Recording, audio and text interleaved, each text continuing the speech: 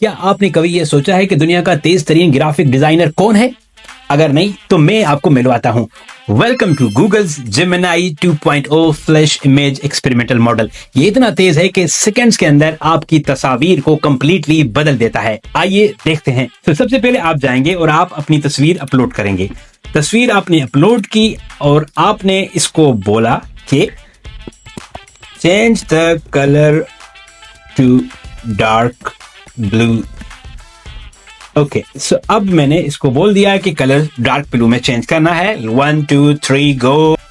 एक और दिखाता हूँ। अपलोड की, आपने कहा me a hair style for this man, को इन साहब के लिए हेयर स्टाइल मिल।